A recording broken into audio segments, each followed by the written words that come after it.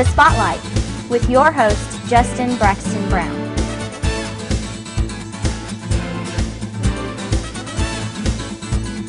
The video magazine for Hopkinsville Community College is your source for events and information in and around Hopkinsville Community College.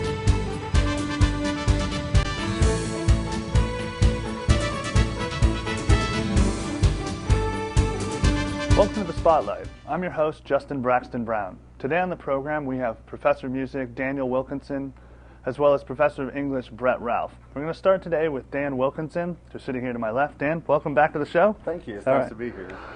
We talked last time, we had talked a little bit about your midday music program, and we alluded to your course in the history of rock. We only got a brief chance to talk about it. I'd like to kind of discuss it a little bit more today. Just to start, give us an idea of what it is. Well, I decided the best thing to read the course description. Okay. It provides a listening survey course with a chronological approach covering the years 1950 to the present. Emphasizes both the music and sociological climate reflected and advocated by the music. Wow. For 3 credit hours, all that. Nice. That sounds like a really interesting class. What are some of the things that you focus on? I mean, chronologically, where do you start? Start out with a little bit about rhythm and blues, because that's where rock essentially would have evolved from. Right. And when you really look at it, it really turns out to be quite complex because you throw in country and western to get rockabilly. Right. And you had, all the music, I guess you would say folk music of America colliding together to create what became rock. Okay, so you take all the, not historical traditions, but you take them together, you start rock and roll. How do your students react to that, to all the different influences? Well, they found it to be real interesting, and I got a lot of nice feedback after last semester. Okay. And they said they really enjoyed it, learning a lot of things they didn't really know. Right. I mean, most people think rock and roll, they go, late 50s, early 60s, not that there's this rich tradition behind it.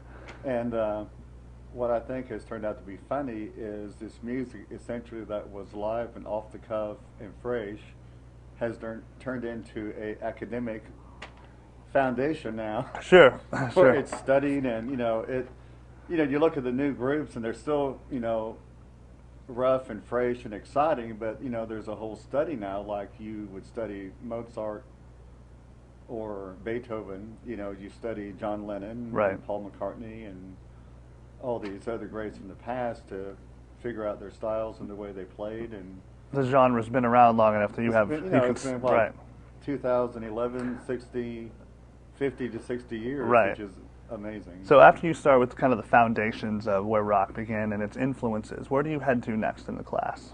Well, I usually go by decade. Okay. So I found this easiest, and I pull in a lot of names here and there because so many of the artists span many years. They've been in the business almost 40 years. Right, now, right. What's your primary focus when you get to the 60s? 60s, I usually center on Motown, especially. Okay. Because they had a big impact on division lines between black and white music. And Atlantic Records is another label that was very important.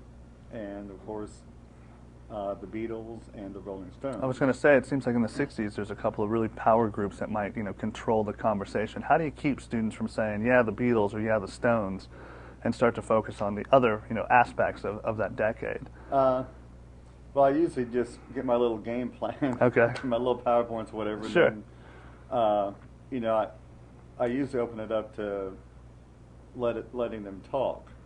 Like this semester, last week, I let us all come to the consensus that Elvis is the king of rock and roll, and I listed a whole bunch of names because there are disagreements out there. What were some of the other potentials for the king? Little Richard. Sure. And Chuck Berry. Fats Domino could fall in there too. Sure. And we just sort of guided the conversation around, and being a teacher, you can throw in the little comments and points. Right. And finally, Elvis truly is the king because of so many barriers that he broke down, Right. and the charisma that he really had. And really brought it to the forefront. It seems like, when we talk about the Beatles, it's not just that they made the music for the first time, because in truth they didn't, but bringing it to that public light, that next level, which is really what Elvis did. Right, yeah. The 60s seems like the most popular in music that most students would be familiar with. When you get into the 70s, early 80s, it seems like you might lose a couple of them. What do you do to kind of keep them motivated as you move through those decades? Well, there's enough excitement in each one. Sure. Because you had the folk singers like James Taylor. Mm-hmm. One of my favorites is Braxton-Brown. Yep. But then you also had the development of rock kicking up to the next level, because Alice Cooper began adding the wild theatrics. Right. Creating a show rather than just a concert. Right. Which was followed hot on the heels with Kiss. Right. They added all the makeup and the mystique of who they are, and all these stories that went around them about being Satanists and all this sort Right. of thing, and then of course you had the introduction of disco, Right. which sort of fused rhythm and blues and rock and roll and created a whole new type of dance fever in a sense. Yeah, it seems like that was one of the first since maybe the 40s where the music also had coupled dances that went with it, where it was the act of going out as opposed to just the music itself. Exactly. As far as the students, when you talk about disco, what are some of the things that they say or they talk about? Well, a few times I've thought I should have brought my Pepto-Bismol with them, because some of them acted like they were going to be sick. Oh yeah. How do you overcome that barrier? I tell them, I said, well, I admit to having enjoyed disco. Some of my favorite artists, like Donna Summer, Right. And some of the others, and it affected the music business. And a lot of, if you watch rock history shows, a lot of them, you hear it from both sides too, Mm-hmm.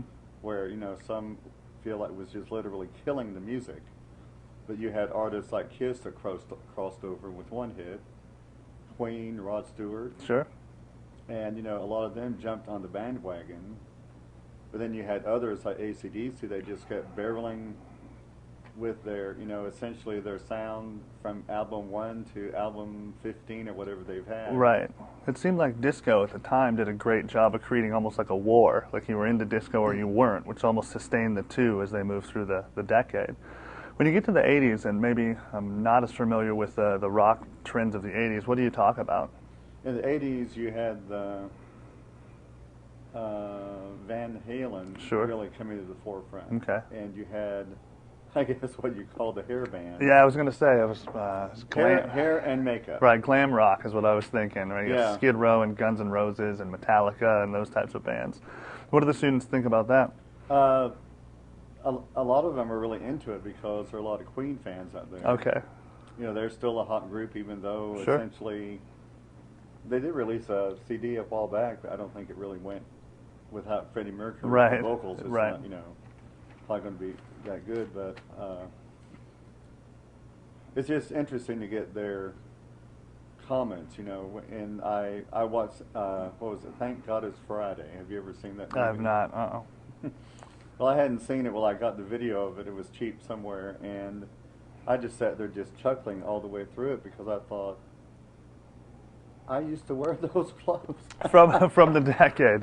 That's hilarious. When your students, and again, if it's a history of rock, how do you blend when you get to the 90s and the 2000s and even current time, where students are probably going to be more familiar with the music? What do you talk about in those sections? I try to pull out some of the groups that seem to be popular at the time, and of course I let them give me feedback because they know more about Right. some of the new groups than I do. Right. Do you show the influences from past groups? Maybe how some of the sounds are the same. Do you bring in music theory at all? But what are some of the things you do? Not too much music theory, Okay. but I use a lot of videos because with rock and roll especially, it's not just the music.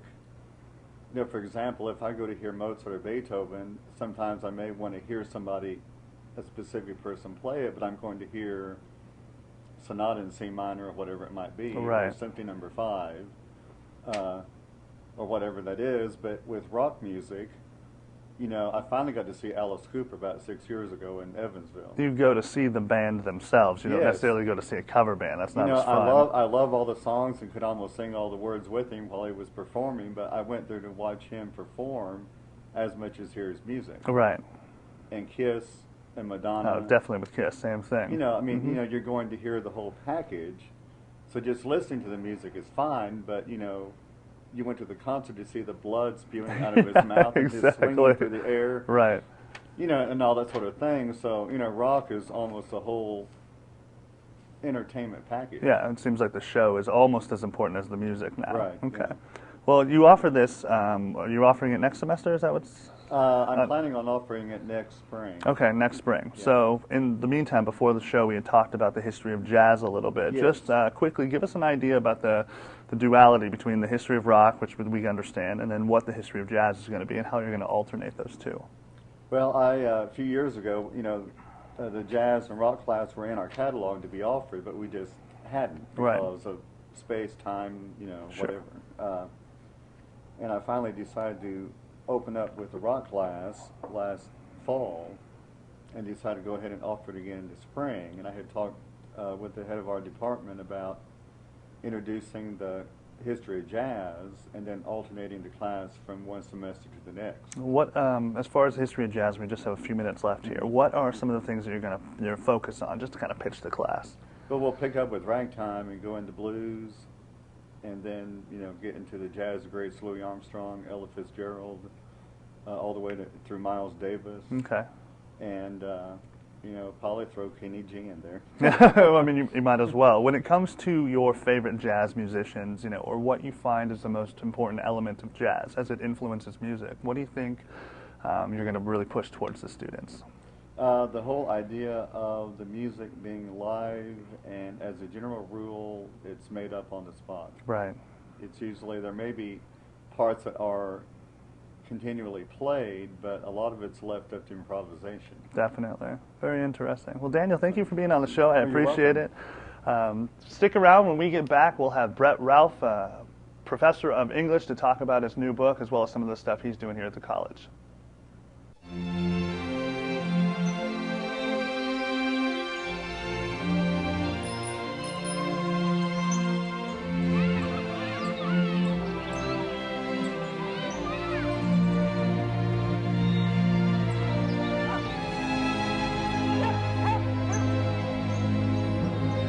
Racial steering is illegal. If you think you've been a victim, call the National Fair Housing Alliance. We'll respond within 24 hours and help you take action.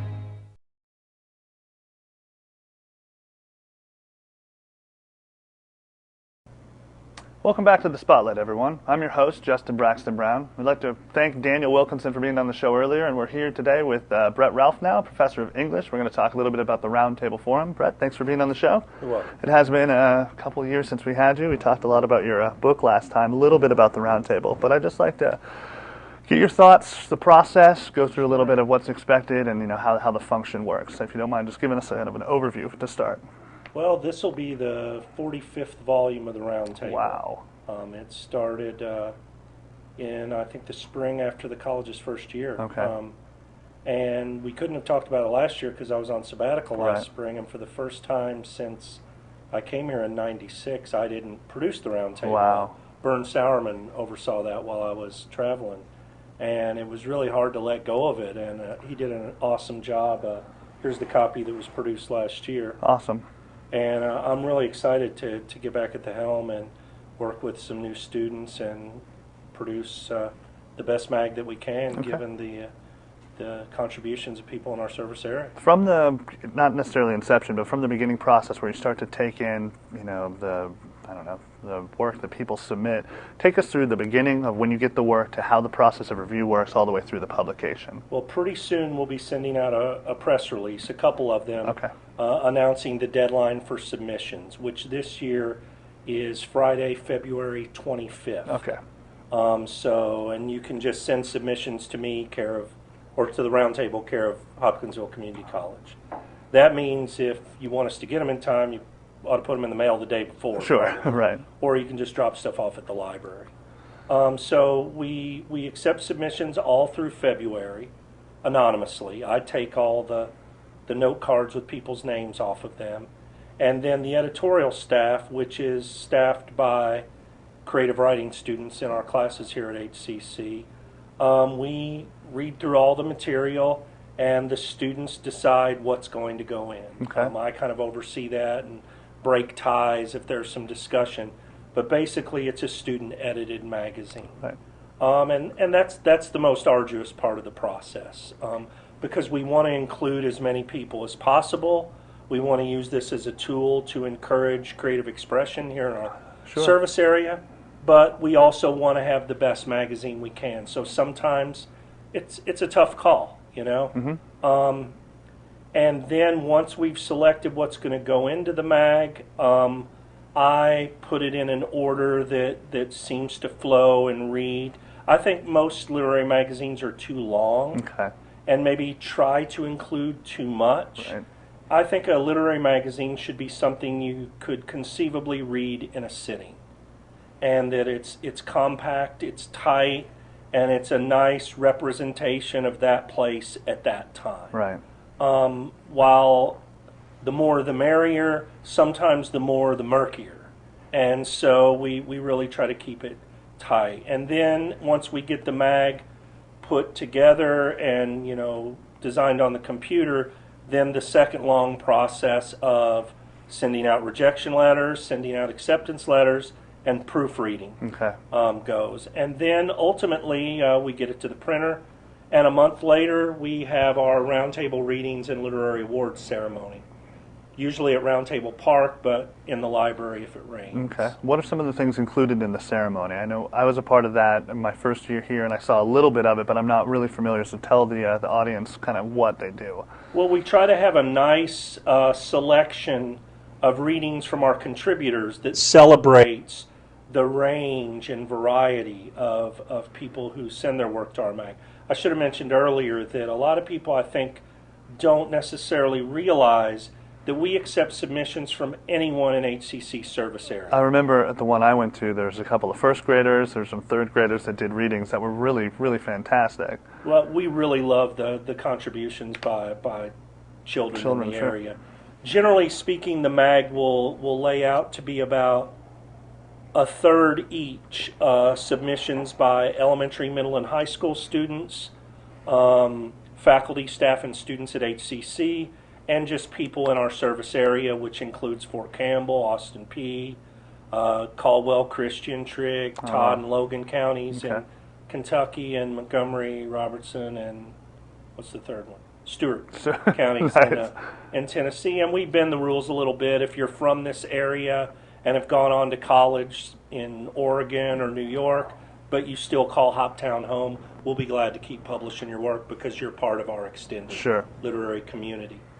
So generally the readings will be a mix of that. Some kids, you know, we've had 5-year-olds and we've had, you know, octogenarians Wow. reading here, and everybody in between, and we generally try to have a nice balance of all of them, and it generally turns out to be a really, really cool event Right. that I'm really proud of. Good. As far as to go back to the submission process, what are some of the works that you take? I know that certain literary magazines say only short stories, I only want prose. What do we have here?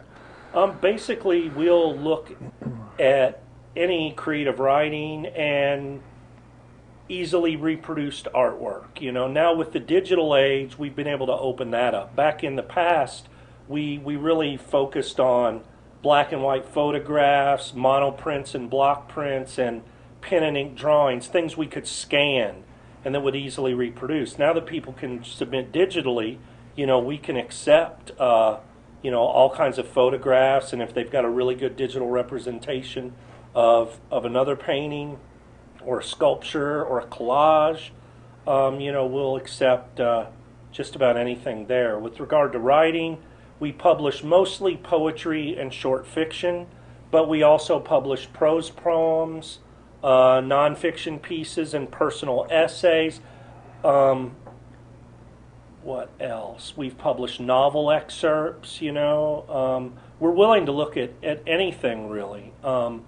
But if people are wondering, I mean, I encourage anyone to submit their Right. work. But generally, a rough rule of thumb, if you're thinking about submitting to a magazine, is to take a look at an issue or two of the mag and see if you can envision your work in that Right. that aesthetic company. You know, there's a lot of there's a lot of mags out there that, I don't send my work to because I just don't see my kinship with the work that they publish, Sure. much as I like the exposure per se. Right. And so that's generally a good rule of thumb, but you certainly don't have to have seen the roundtable Okay. to submit your work to us. What is your favorite part about the process? I assume you're the faculty advisor. Is that what your title is for the magazine? Your favorite part of the process. Give us a sense of what you enjoy the most. My favorite part of the process is being reminded how weird and wonderful and varied the people in this area are, and the things that they produce. Sometimes I think it's easy to assume a certain homogeneity, and I think our students sometimes feel constricted by a certain status quo. Almost as the feeling of being from Hopkinsville or the area. Well, one time one of my students said to me, she was complaining about not being accepted because she, was kind of adventurous and iconoclastic and weird, in a good way, Yeah, just sure. different. And I said, well, that surprises me because, I have pretty strange social, political, aesthetic views, and I feel very accepted in this area. And she said, well, yeah, but you're not from here. It's okay for you to Oh, be wow. weird because you came in. Right. And I think that the roundtable provides an outlet for ideas, expressions, visions that maybe people don't feel comfortable expressing, or maybe just don't feel like there's an avenue for that expression here. And which is not to say that work has to be strange or avant-garde to be in the magazine. We're looking for the best work we can find: traditional, conventional, experimental, emotional, cold and distant, just Right. whatever works. We're looking for fresh voices who have something urgent and interesting to say. Cool. As far as your students, you have editors from your poetry class, is that correct? Well, poetry and short story Okay. classes. When your students take this process and they go through and they are now editors, how do they respond to it? Not because it seems like from the writing angle you would look at the art as one-sided, and then when you have to start reviewing and picking and selecting, how do they kind of balance the two, or give me some of the ideas of what they deal with? Well, fortunately, the workshop aspect of creative writing classes is good preparation for creating a certain critical distance and learning to judge a work of art on its perceived merits. I think without that, it would be very difficult for them. But also going through the class, you develop a little bit of a thick skin.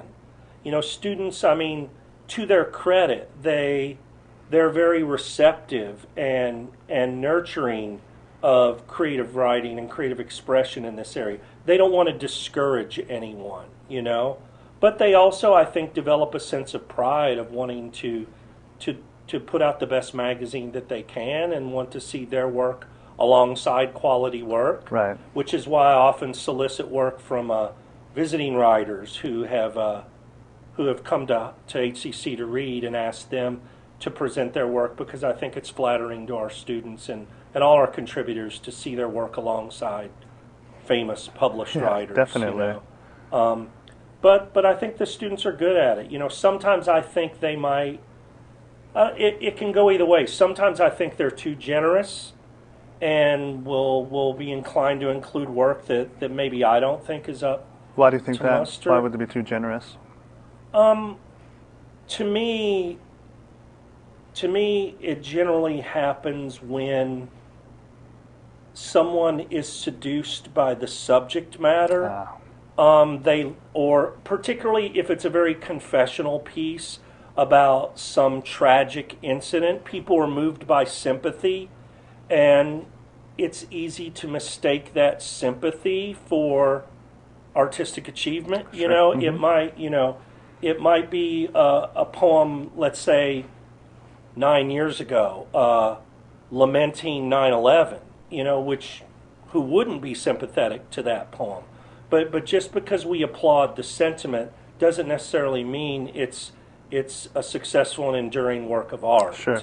And that's why, a lot of occasional poetry You know, and frankly, why a lot of political poetry can sometimes its shelf life can be shorter because it's addressing an urgent, immediate need, whereas art, more often than not, is for the ages. Yeah. It's what endures fashion and political necessity. That's not to say, I don't mean that to sound like I don't like or invite submissions Sure. of political work. I mean, the political spectrum is a big part of our lives, and we should write about it. It's just tough, you know, and it's tough to write about, you know, that's why Wordsworth defined poetry as spontaneous emotion recollected in tranquility. Wow. Because you need to be able to look back tranquilly on something to discern what about it is dramatic and of enduring interest, and what about this is just the cathartic you have to get this off your chest Right. because you're grieving. Sure. And grief, sadly, doesn't always translate into good art. Definitely. Well, that makes a lot of sense. As far as the details for submissions, you said anyone pretty much in the Penny Rowell area, or if they were originally from here, if they wanted to submit, take us through the process, who they send it to, how they can get the information in your hands. Well, we'll be sending out a press release very soon. They can pick up copies of the submission guidelines in my office, or they can email me, Okay. brett.ralph@kctcs.edu. They can send their work to the roundtable care of the college or to me, or drop it off at the library. And we accept submissions in the month of February. Okay. This year, the deadline's February 25th. Usually the last Friday in February Okay. is our deadline. So whenever the library, I believe, closes at 4 on Fridays. That sounds right. So it needs to be dropped off by then, or in our mailbox, mailed to us the day before, I would suppose. Definitely. To get it then. And then the roundtable, so that's the end of February. We'll put the mag together through March. It gets printed in April. And then this year, we're having the roundtable ceremony on Thursday. Usually it's a Friday. Thursday, April 28th at noon in Roundtable Park. Sounds interesting. Well, we have just a few minutes left. I'd like to get a plug in for your book and also see how it's going. When we talked last, you were getting ready to go on sabbatical, and we've talked a little bit in the office, but just a few minutes, give us an idea of how it's going for you. It's going great. I'm working on some new poems now. I'm working on the next book. My goal was to sell out the first printing of my book, 2,000 copies, within a year, and we pretty much accomplished that. Great. Last I spoke with Saraband. They were getting ready to reprint Nice. the book. And yeah, I went all over the country, gave about 45 readings over about 8 months, and met a lot of people, sold a lot of books. How were they received? I mean, how was the experience? Did they seem to get it? Yeah, I think so. They went very, very well. I mean, they got enough to want to buy a book. Yeah. So, you know, and it was a blast. Good. You know, I don't remember having one performance that didn't go well. New York audiences are tough, though, Sure. because they're expressionless. You're up there and you don't know if you're dying or if they're loving it. Just- Afterwards, everybody comes up and says, "Oh man, that was awesome." It's like, well, wish you would have told me Yeah. that a half hour ago. Where's my smile while I'm reading Yeah, or something? they're really, maybe it's because they're rapt, maybe it's because they've seen it all and they're reserving judgment until Right. the end of the performance. But that was the only place where they got in my head a little bit. Definitely. But it was still a pleasurable experience, Awesome. as New York always Yes, is. of course. Well, thank you so much for being on the show again. My I pleasure, appreciate it. We'd also like to thank Daniel Wilkinson telling us about his History of Rock class. Join us next time on the Roundtable. Again, I'm your host, Justin Braxton-Brown, and we'll see you again next time.